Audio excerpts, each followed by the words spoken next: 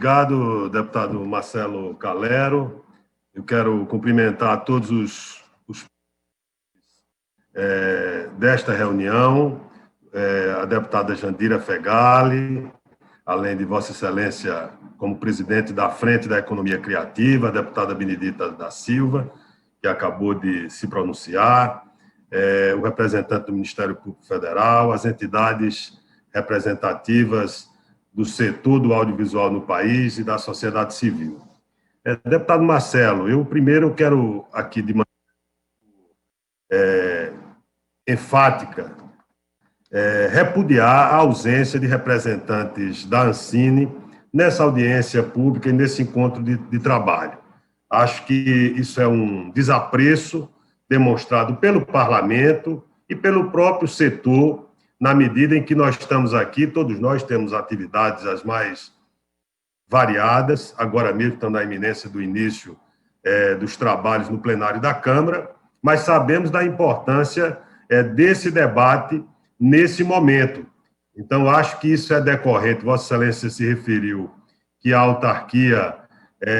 e que é a agência regulatória do audiovisual no Brasil, ela exatamente foi formatada para ter independência, autonomia, e para isso é fundamental que os seus diretores sejam sabatinados no Senado Federal. Então, esse desapreço decorre, inclusive,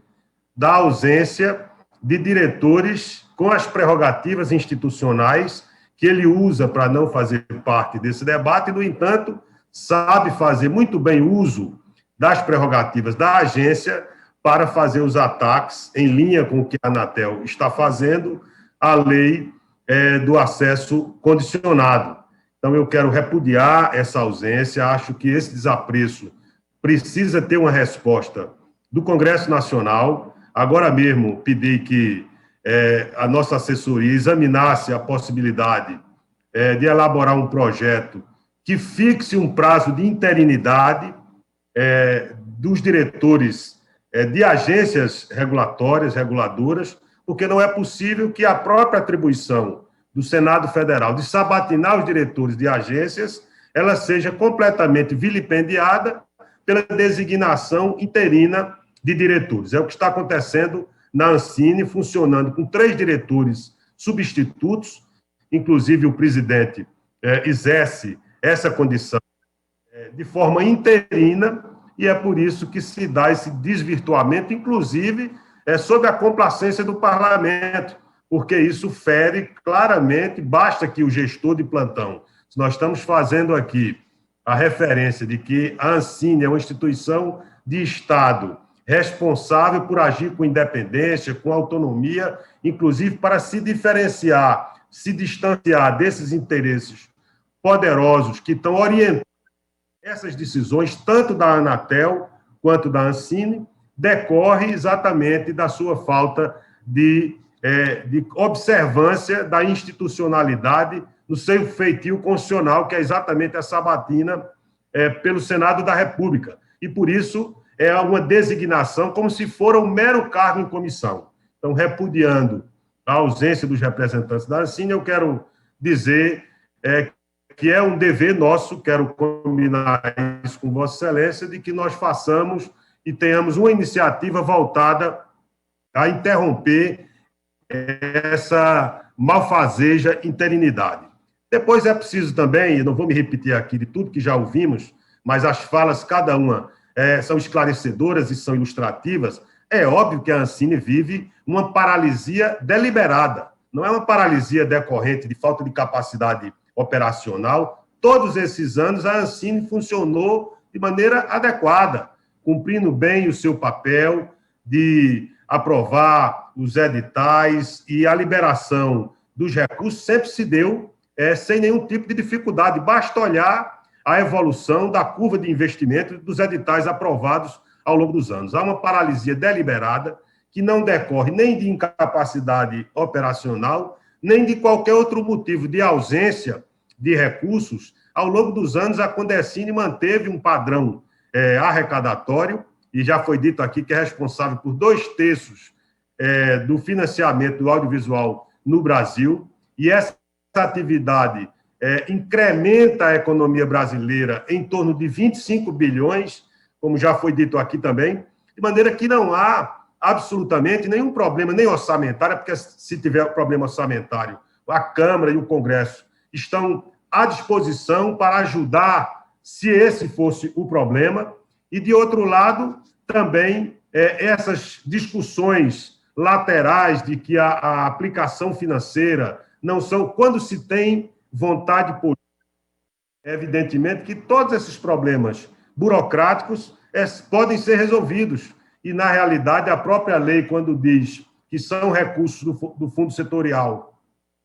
a arrecadação da Condecine, ela faz referência que as aplicações financeiras também. Então, se a lei que a criou já define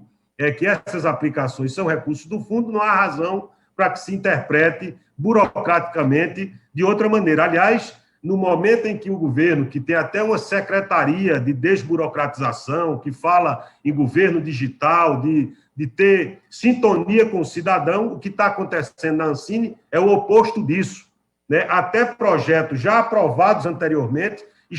que já estão com conta aberta, com tudo publicado, estão tendo uma reapreciação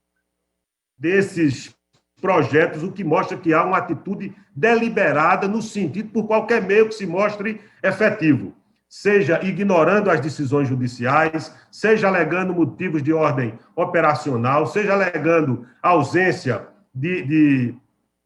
orçamento. O que é certo é que há uma série de medidas, todas elas tendentes a paralisar o setor. Aliás, o presidente da República tinha dito que ia fazer uma degola na Ancine, ele faz uma degola muito mais competente, seja por não ter uma direção da agência dotada do aparato institucional que lhes garanta independência e autonomia, seja por medidas que, ou burocratizando, ou desafiando até a autoridade das decisões judiciais. O que é certo é que nós temos aí mais de 1 bilhão de restos a pagar, mais de 700 projetos aqui que estão paralisados, aguardando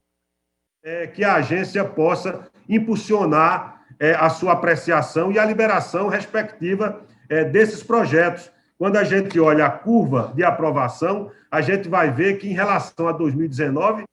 apenas o valor de editais recentes de 37 milhões, completamente incompatível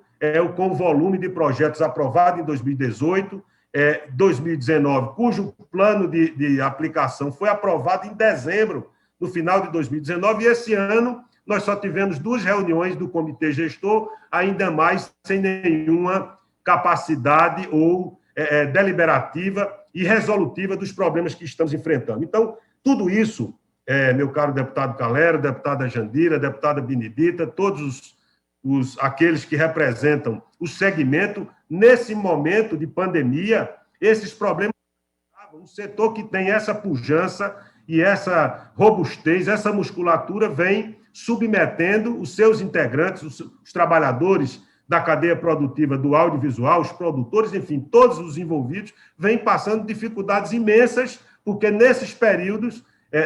de pandemia, esses problemas todos se agravaram. Então, eu quero aqui fazer um apelo que a gente aumente o tom com relação à Ancine. Eu acho que o funcionamento da Câmara nesse formato remoto não ajuda isso, né? Eu tenho insistido que é importante que o parlamento possa voltar a funcionar plenamente, mas acho que nós precisamos convocar o presidente da Ancine, que acho que, se a gente tem a prerrogativa de convocar ministros de Estado, não há como interpretar reducionistamente de que nós não podemos fazer em relação a dirigentes de autarquias federais. Então, acho que isso pode ser feito. Tem membros da comissão, da Frente Parlamentar Mista, no Senado Federal, que podem,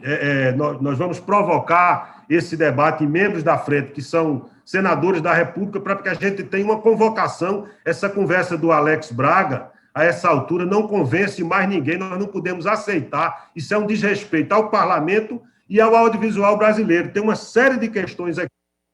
inclusive essa questão do TCU, que a gente precisa retomar isso também. Houve uma atitude, uma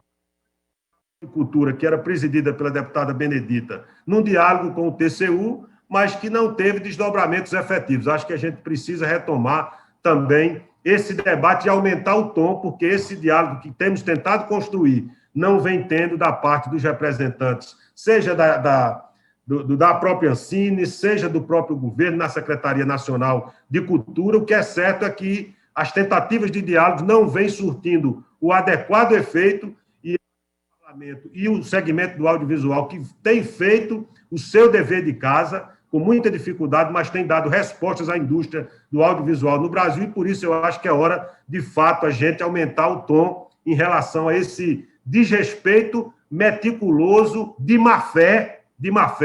e a gente não pode aceitar isso. Eu quero só dizer aqui que a Frente Parlamentar em Defesa do Cinema tem consciência de que, a partir dessa ausência, de todas as omissões gravosas, inaceitáveis da parte da Ancine e do governo federal com relação a esse tema, eu acho que chegou a hora de a gente aumentar o tom, porque na base do diálogo, pura e simplesmente, da boa vontade que vem sendo demonstrada pelo parlamento e pelo setor, nós não estamos conseguindo avançar, e quando não conseguimos avançar por um veio, acho que está na hora de usar mecanismos institucionais, constitucionais e legais mais fortes para que a gente possa superar todas essas dificuldades que estamos enfrentando nesse momento.